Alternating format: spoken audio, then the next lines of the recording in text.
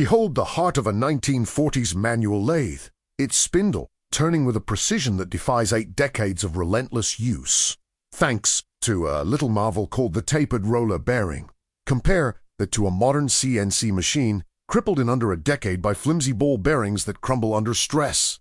Why is it that a machine built in the shadow of World War II can still cut steel like a surgeon's scalpel, while today's high-tech wonders turn to junk before the warranty expires? Let's step back to a time when the world was on the brink of collapse. A time when failure wasn't just a setback, it was a death sentence. The late 1930s and early 1940s saw humanity gripped by the iron fist of global conflict. Factories weren't just woke places. They were battlegrounds where the Allies fought to outproduce the Axis powers. Every tank, every jeep, every artillery piece rolling off the assembly line had to endure the hell of war, from the muddy fields of Europe to the punishing deserts of North Africa. The industrial might of a nation wasn't measured in profits, but in survival. A single weak link in a machine could stall an entire supply chain, costing lives on the front lines. The desperate need for durability birthed an obsession with engineering that could withstand anything, be it enemy fire or the sheer brutality of constant operation. Out of this crucible came innovations that weren't just good enough for the moment, but built to outlast generations. At the core of this enduring legacy is a deceptively simple piece of engineering genius, the tapered roller bearing. Patented in 1898 by Henry Timken, a German immigrant with a fierce hatred for inefficiency. Unlike the ball bearings of the era, which could only handle vertical loads and shattered under side pressure, Timken's design was a game changer. Picture 2 conical rollers, their angled surfaces meeting along a line rather than a single point. This line contact spreads the burden of weight and stress across a vast area, allowing the bearing to shoulder loads 5 times heavier than its ball-bearing counterpart of equal size. Imagine the raw physics at play. A Jeep slamming over rocky terrain, its axles enduring thousands of pounds of force with every jolt. Yet the tapered rollers inside absorb the punishment without a whimper. The heat of friction, the crushing pressure of a tank's weight, the relentless inertia of industrial lathes spinning day and night, all of these forces are tamed by a design that prioritizes brute strength over dainty precision. During World War II, while Nazi Germany's war machine relied on vulnerable ball-bearing factories that became prime targets for Allied bombers, American plants in Ohio churned out these rugged components, ensuring that machinery didn't just function but dominated under the harshest conditions. But the real magic lies in a feature modern engineers have conveniently forgotten: adjustability. A tapered roller bearing isn't a disposable trinket. It's a tool meant to be maintained, as wear creeps in after years of service. A skilled machinist can tighten a spindle nut to apply preload, squeezing out the slack and restoring the bearing to its original razor-sharp accuracy. This isn't a guesswork fix, it's a deliberate design that laughs in the face of time. A lathe from 1945 can be brought back to factory specs with a simple wrench turn, its spindle humming as if it rolled off the line yesterday. Contrast that with the sealed ball bearings in today's machines, locked into a fixed clearance from birth to death. Once wear sets in, even by a fraction of a micron, the entire component is trash, and so is the machine it supports. This isn't engineering. It's a countdown to obsolescence. Now, let's talk about the hands that kept these beasts running, the workers who poured their blood and sweat into the industrial machine. Operating a lathe or assembling military vehicles in the 1940s wasn't a desk job. It was a grueling test of endurance. Factories were infernos of heat and noise, with temperatures often soaring past human tolerance as molten steel was forged nearby. Machinists stood for 12-hour shifts, their bodies battered by the vibration of heavy equipment, their hands scarred from handling red-hot components or sharp metal shavings. The danger was ever present. A moment's lapse could mean a crushed limb or worse, under the unforgiving weight of a misaligned roller or a runaway spindle. Exhaustion wasn't just a feeling. It was a predator stalking every worker, waiting for a mistake. Yet these men and women pushed on, knowing that every bearing they installed could be the difference between a soldier coming home or a battle lost. Their sacrifice wasn't just physical, it was a quiet, unspoken pact with the future. ensuring that the machines they built would carry their grit forward through the decades. Fast forward to today, and those 1940s bearings are still proving their worth, spinning flawlessly in vintage lathes and restored vehicles while modern alternatives fail spectacularly. Take a look at a contemporary CNC spindle, bricked by a cheap ball bearing that can't handle the load or the years. It's not uncommon for a $50,000 machine to grind to a halt because $10 component gave out. All because manufacturers prioritize cost over durability. We've traded the adjustable, over-engineered marvels of the past for sealed, disposable junk designed to fail so you'll buy the next model. The excuse, profit margins, and so-called safety standards that are more about liability than longevity. Planned obsolescence isn't a bug. It's the feature of a world that's forgotten how to build for eternity. So, what remains of this legacy? Many of Timken's original designs are still out there, some humming away in small workshops, others preserved in industrial museums as testaments to a bygone era. But standing before one, you can't help but wonder, have we truly progressed? Or have we just learned to accept fragility as the price of convenience? Let's dive deeper into the human cost of this industrial era, the blood and sweat that fueled the machines, as much as coal or diesel ever did. The 1940s weren't just a time of engineering triumph. They were a relentless grind for the workers who stood on the front lines of production. Factories during World War II operated at a fever pitch, often running 24 hours a day to meet the insatiable demands of war. These weren't sterile, air-conditioned environments with ergonomic chairs and safety briefings.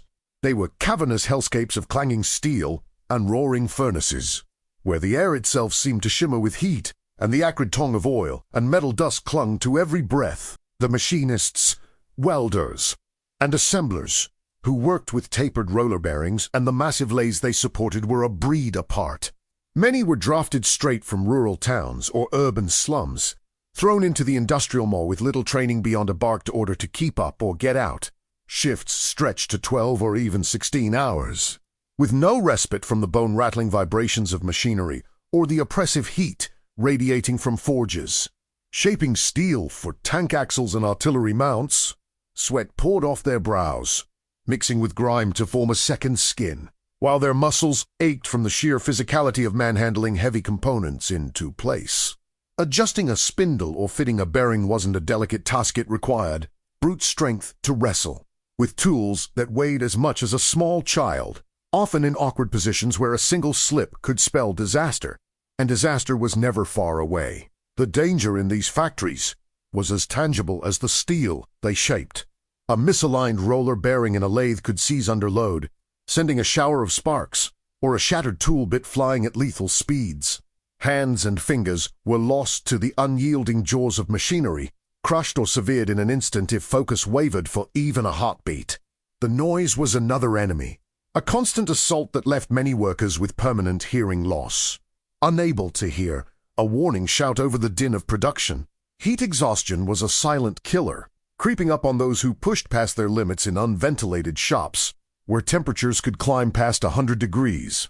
Some collapsed on the spot, their bodies unable to keep pace with the relentless demands, while others suffered lifelong injuries, bad backs, ruined knees, or lungs scarred by years of inhaling metal particulates and smoke. Yet, despite these brutal conditions, there was a camaraderie forged in the fire of shared struggle.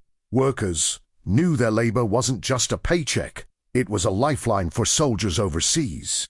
Every bearing they painstakingly installed in a jeep, axle, or tank turret carried the weight of a soldier's survival. They understood that a single flaw, a single moment of carelessness, could mean the difference between a vehicle holding together under enemy fire or breaking down in the critical moment. This wasn't abstract patriotism, it was personal. Many had brothers, sons, or husbands on the front lines, and the thought of their loved ones depending on the durability of their work drove them to endure the unendurable. They bore the scars, both visible and hidden, as badges of honor, a testament to their role in a war fought not with guns, but with grit and steel. The psychological toll was just as heavy as the physical. The pressure to produce never let up, with supervisors looming over every workstation, demanding quotas that seemed impossible until they were met, only to be raised again the next day. Sleep became a luxury, snatched in brief bursts between shifts or on the cold factory floor during rare breaks. Anxiety gnawed at the edges of every worker's mind, fear of injury, fear of failure, fear that their best wouldn't be enough to turn the tide of a war that felt like it might never end. Yet they pressed on, driven by a stubborn resolve that mirrored the durability of the machines they tended. These weren't just workers. They were warriors, in their own right, fighting a battle of endurance against the relentless march of time and fatigue. This human cost is a chapter of industrial history often overlooked, overshadowed by the gleaming triumphs of engineering. But it's a story that must be told, because without these unsung heroes, the marvels of the 1940s would have remained blueprints on a draftsman's table. Their sacrifice embedded itself into every tapered roller bearing, every lathe spindle that still turns true today. They didn't just build machines. They built a legacy of resilience, one that modern automation, with its sanitized assembly lines and disposable ethos, can never replicate. Their hands, calloused and scarred, were the true secret behind the longevity of that era's iron hands that knew the value of a job done right, no matter the personal price paid. Let's turn our gaze to the test of time, where the true metal of those 1940s tapered roller bearings reveals itself in a world that's long since moved on. Picture a manual lathe from that era, still standing in a dusty workshop somewhere in the Midwest, its spindle humming with the same precision it had on the day it was first bolted to the factory floor. Decades of relentless use cutting steel, shaping iron, enduring the clumsy hands of countless apprentices haven't dulled its edge.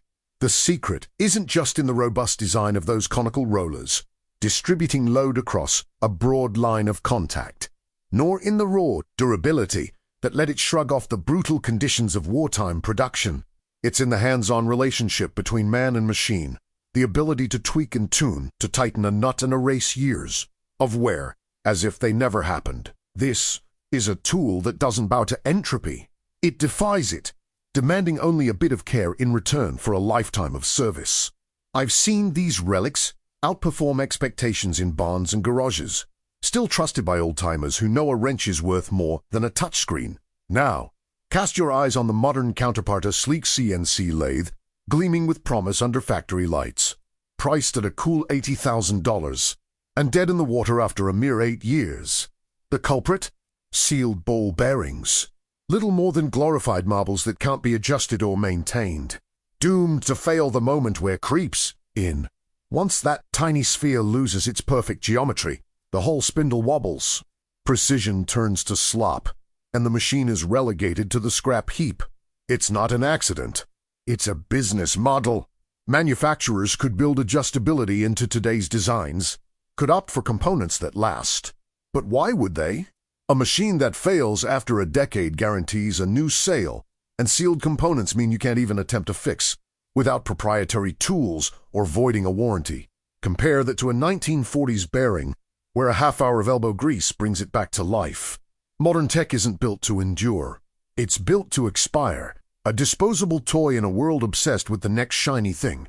Why did we abandon the old ways? It's not hard to see.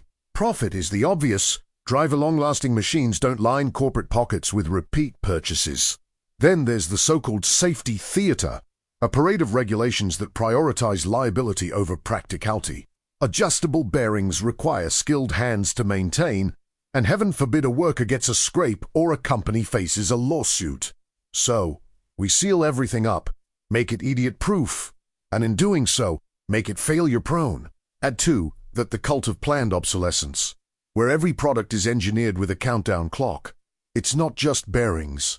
It's everything from tractors bricked by software updates to household appliances with plastic gears that disintegrate under load. We've traded the solid, tactile reliability of yesteryear for a digital mirage of progress, where a machine's lifespan is dictated by a boardroom, not a blueprint.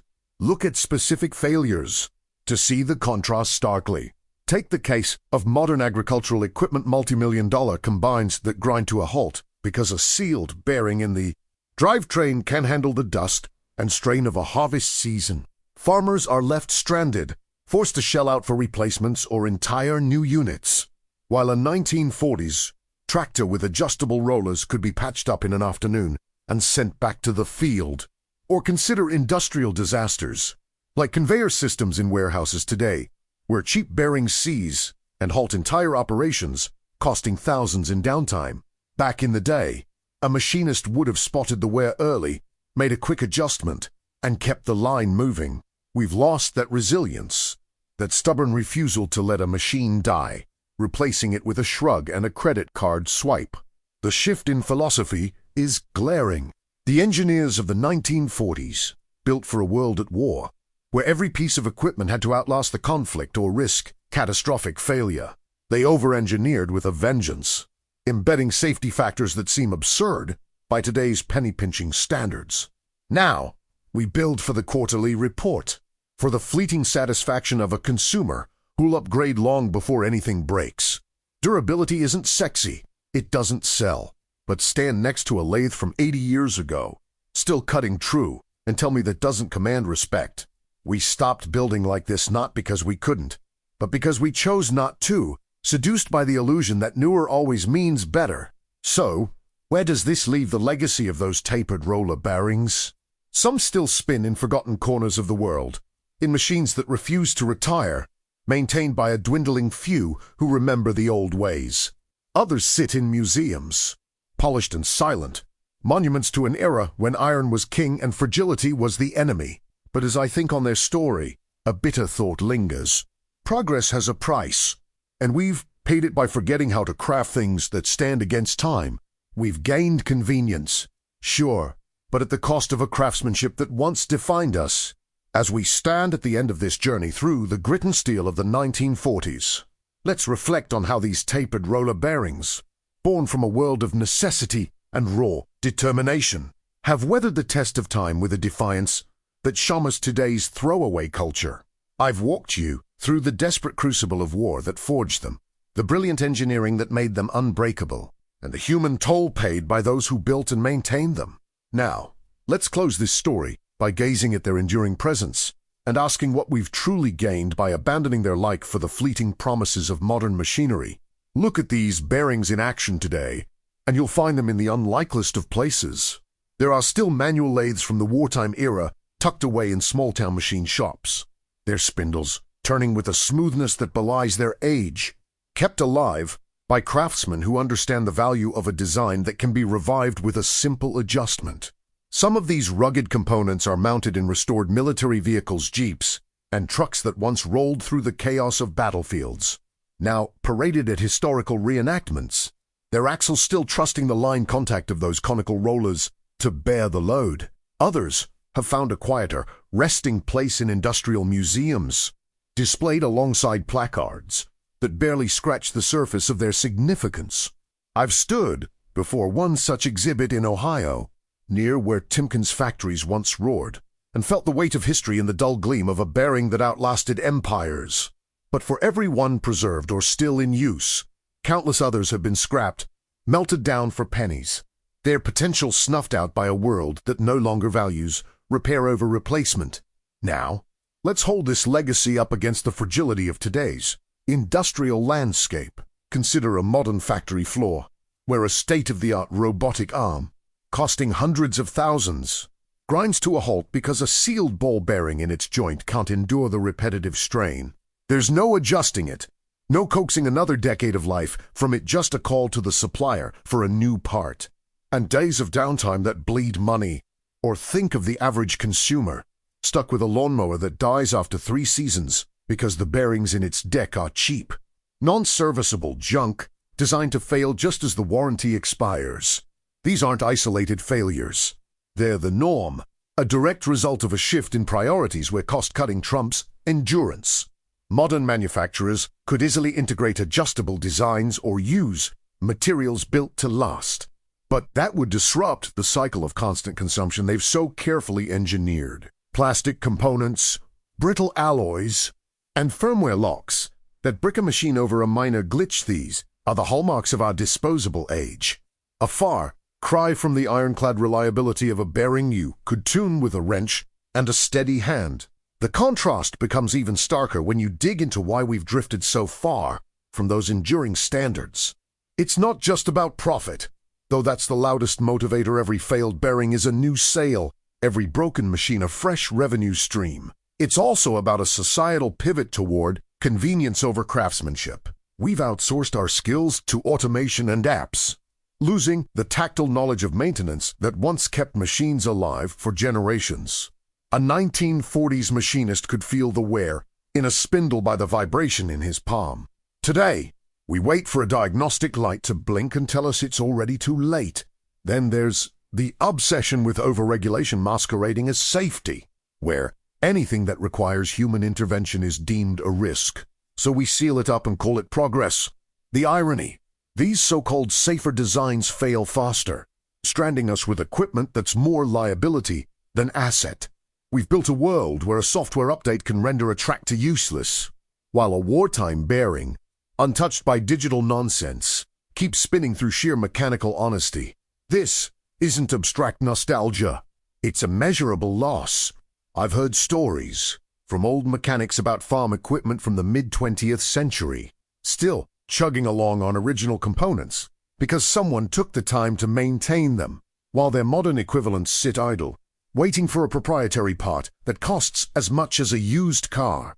I've seen videos of collapsed conveyor belts in logistics hubs, halted by bearings that couldn't handle the load, when a design from 80 years ago would have taken the punishment and begged for more. We've sacrificed resilience for the illusion of efficiency, betting on systems that crumble under real-world stress, while the old iron sits ready to prove us wrong. The choice to abandon these principles wasn't inevitable. It was a deliberate turn toward short-term gain, a gamble that's left us with tools and machines that mock the very idea of legacy. So, where do these tapered roller bearings stand now, in the shadow of a world that's forgotten them? Some persist in the hands of those who refuse to let history die, running in workshops where time seems to stand still, their precision a quiet rebellion against obsolescence. Others rest as relics, encased in glass or rusting in scrapyards, their stories untold to a generation that doesn't know what it's lost. I can't help but wonder, as I think on their journey, if progress is just a polite word for regression. We've gained speed and slick interfaces, but at what cost?